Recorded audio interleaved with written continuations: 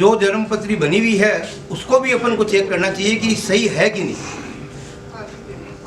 अगर अंशों में सही है, संधि काल में है तो क्वेश्चन मार्क लगता है, और अगर अंश वृद्धि में है तो अपन को मानना ही पड़ता है, वहाँ कोई क्वेश्चन मार्क रहता ही नहीं है। तो उसके हिसाब से सबसे पहले जन्मपत्री सही है कि नहीं, जन्म समय सही है कि नहीं, यह अपन को विचार करना चाहिए। और उसके बाद में आगे बढ़ना है तो सबसे पहले मंगल पे विचार है तो मंगलिक है कि नहीं। अब मंगल में अनेक विश्लेषण है, आप लोगों को मालूम है, उसमें मैं कुछ बताना नहीं चाहूँगा क्योंकि ज़रूरत नहीं। लेकिन मंगल का निदान कैसे है, क्या है, वो पूरा ग्रह योग ग्रहाचार के हिसाब से विवेचन करना चाहिए। और तीसरी बात आती है कि वर कन्या दोनों के ग्रह योग कैसे हैं, क्या है। गुण मिल गए, गुण चाहे 32 मिल गए, 36 में से चाहे 35 मिल गए, 36 भी मिल गए, 30 भी मिल गए, लेकिन ओनली केवल गुणों के आधार पे जन्मपति मिलान मेरी दृष्टि से कभी भी नहीं करना चाहिए। क्योंकि गुण अपनी जगह एक महत्ता रखते हैं, लेकिन अगर ग्रह योग ठीक नहीं है, अगर दशा क्रम ठीक नहीं है, अगर सप्तमेश दोनों का ठीक नहीं है, सप्तमेश से सप्तमेश ठीक नहीं है, रोग आदि, संतान आदि, भाग्य, कर्म, धन वो सब बाद में है। सबसे पहले अपन को ये विवेचन करना है, ये विचार करना चाहिए कि ग्रह योग कैसे हैं और नवांश की स्थिति क्या है।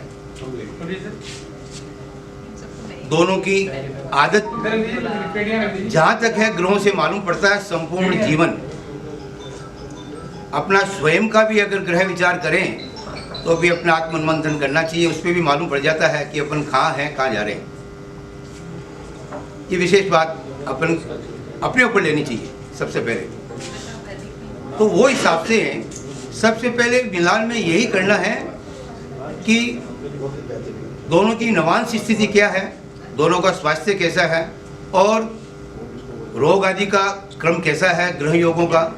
ये सब विवेचन जो है द्वादश भावों के आधार पे विवेचन करना चाहिए। उसमें जल्दीबाजी मिलान में कभी भी नहीं करना चाहिए। जितना ज्ञान है ज्योतिषी का पूरा उसमें लगा देना चाहिए, चाहे वो किताबी ज्ञान है, चाहे वो गुरुमुखी ज्ञान है, चाहे वो अपना स्वयं अनुभव से ज्ञान है, वो सारा का सारा निचोड़ उस दोनों जन्मपत्रियों में मिलान में ज्योतिषी को लगा देना चाहिए।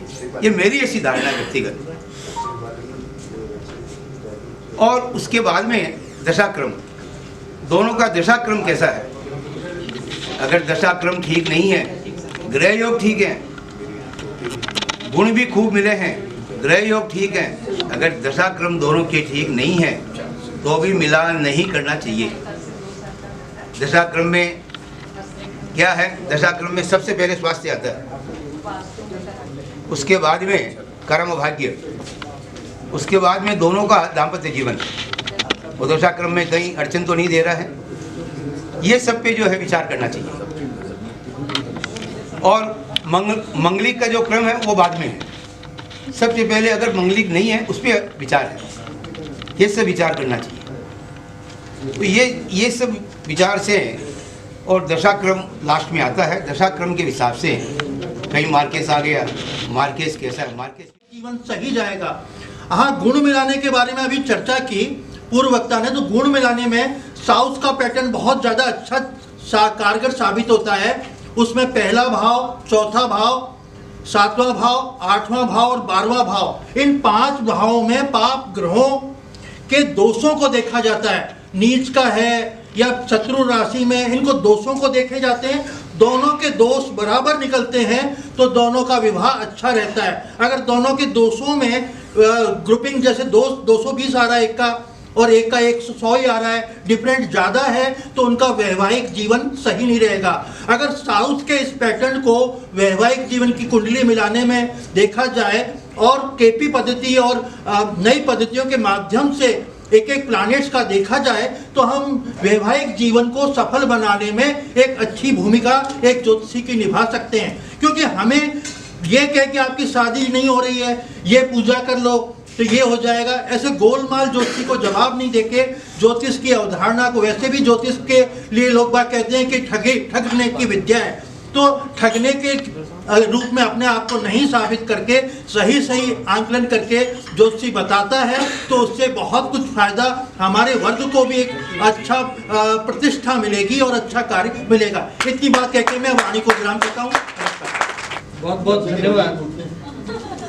आपने भी जिस प्रकार से विवाह को केंद्र में रख के अपना विषय रखा, और वर्तमान दौर में हम लोग कहते हैं कि वास्तव में जिस प्रकार से चीज़ें बदल रही हैं, भौतिकवाद जिस तेज गति से बढ़ रहा है, संस्कारों का क्षरण हो रहा है और आपस में सामंजस्य में कमी आ रही है, तो उसका विश्लेषण ज्योतिष के माध्यम से किस प्रकार से किया जा सकता है, इस पर आपने बहुत ही रोचक तरीके से विषय रखा। आपका बहुत बहुत धन्यवाद।